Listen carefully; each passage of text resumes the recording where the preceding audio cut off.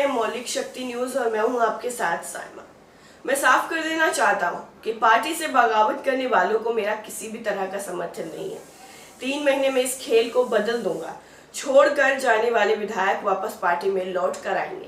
दरअसल ये कहना है एनसीपी प्रमुख शरद पवार का। एनसीपी प्रमुख शरद पवार ने कल ही ये साबित कर दिया कि पार्टी पर उनकी पकड़ मजबूत है। पवार ने कराड़ में भाजपा के खिलाफ जंग का ऐलान करते हुए कहा कि भाजपा देश को विभाजित करने में जुटी है और विपक्ष को भी तोड़ रही है, लेकिन महाराष्ट्र के लोग इन अलोकतांत्रिक ताकतों के आगे नहीं झुकेंगे। पार्टी ने बाकी विधायकों से कहा है कि वो 6 जुलाई तक पार्टी में लौट सकते हैं। उनके पास यही एक मौका है, अन्यथा पार्टी कार्रवाई करेगी। आपको बता दें कि शरद पवार कल सुबह ही जब अपने पुणे स्थित निवास से कराड़ जाने के लिए निकले, में बड़ी तादाद कार्यकर्ता सड़कों पर उनका इंतजार कर रहे थे। उन्होंने सतारा में कार्यकर्ताओं से बात की। फिर जब वो कराड़ पहुंचे तो भारी भीड़ उनका इंतजार कर रही थी। भीड़ देखकर शरद पवार काफी खुश है।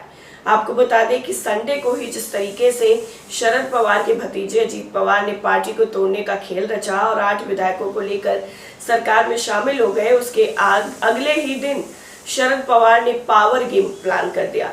शरद पवार के सोमवार के एक्शन से ये साफ हो गया है कि वो बगावत करने वाले विधायकों को गद्दार घोषित करके भाजपा के खिलाफ आर पार की लड़ाई लड़ने के मोड में आ गए हैं। कराड़ रैली में उन्होंने साफ लहजे में कह दिया कि महाराष्ट्र के लोग अलोकतांत्रिक ताकतों के सामने नहीं झुकेंगे। एनसीपी में संकट पर उन्होंने कहा कि हमने उद्धव ठाकरे के नेतृत्व में सरकार बनाई थी, लेकिन कुछ लोगों ने इसे उखाड़ फेंका और सांप्रदायिक ताकतों को बढ़ावा देने वाली सरकार अस्तित्व में आ गई। ऐसे प्रयास देश में अन्य जगहों पर भी किए जा रहे हैं। इन प्रवृत्तियों से महाराष्ट्र में लोकतांत्रिक सरकार को खुला कर रख दिया। उन्हें सबक सिखाया जाएगा। हम इससे उभरेंगे, हम लड़ेंगे, ये कहना है शरद पवार का। और उनके इस बयान के बाद ये साफ है कि वो बीजेपी के सामने घुटने नहीं टेकेंगे। उन्होंने आगे कहा कि हमने लोगों तक पहुंचने का फैसला किया और इसे गुरु पूर्णिमा के दिन ही शुरू करने का फैसला लिया है। कराड़ में जनता को संबोधित करते हुए शरद पवार ने कहा कि वाईबी चौहान का हमेशा मानना था कि आम नागरिकों को इस देश की लोकतांत्रिक प्रक्रिया में शामिल किया जाना चाहिए। उन्होंने नई टीम बनाई, एक युवा टीम को अपने साथ लिया, सुनिश्चित किया कि ये टीम आगे बढ़े। भले ही आज वो हमारे बीच नहीं है, लेकिन उनके विचार हमारे साथ जरूर है। पवार आगे कहते हैं कि आज लोग भारतीयों के बीच दुश्मनी पैदा करने के लिए जाति और धर्म का उपयोग कर रहे हैं।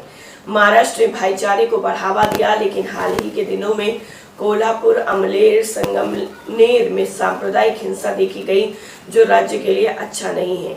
लेकिन केवल ये कहना पर्याप्त नहीं होगा। उन्होंने कहा कि हमें ऐसी प्रवृत्तियों के खिलाफ खड़े होने की जरूरत है। इससे पहले शरद पवार आपको बता दें कि सतारा में अपनी पार्टी कार्यकर्ताओं को संबोधित कर चुके हैं। पवार ने यहाँ पर कहा था कि कुछ लोग अन्य दलों को तोड़ने की भाजपा की रणनीति का शिकार हो गए। उन्होंने ये भी कहा कि एमवीए का ध्यान महाराष्ट्र के लोगों की सेवा करने पर था, लेकिन एनसीपी, कांग्रेस, शिवसेना गठबंधन को कुछ लोगों ने तोड़ने की कोशिश की। सत्तारूढ़ बीजेपी पर निशाना साधते हुए पवार ने कहा कि महाराष्ट्र और देश के अन्य हिस्सों में जाति और धर्म के नाम पर झगड़े पैदा किए जा रहे हैं। महाराष्ट्र और देश में कुछ समूहों द्वारा जाति और धर्म के नाम पर समाज के बीच दरार पैदा की जा रही है।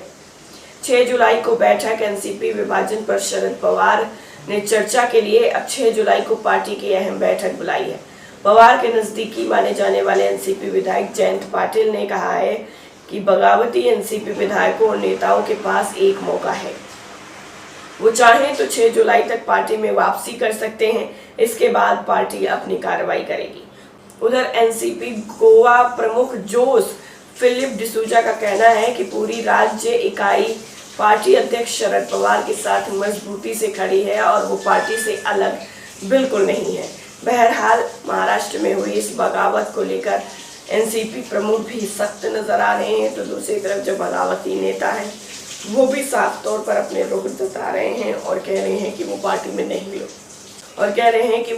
नहीं लौटेंगे। अभी 6 तारीख तक का वक्त दिया गया है, तो देखना ये होगा कि क्या शरद पवार की शरण में दोबारा से वो सभी नेता लौटेंगे जो बगावत करके गए थे या फिर शरद पवार की एनसीपी का हाल भी उद्धव ठाकरे वाली शिवसेना के जैसा ही होगा? इस पर आपकी राय क्या है, कमेंट करके जरूर बताइए। साथ ही साथ मौलिक शक्ति न्यूज को सब्सक्राइब करना बिल्कुल ना भूलिए।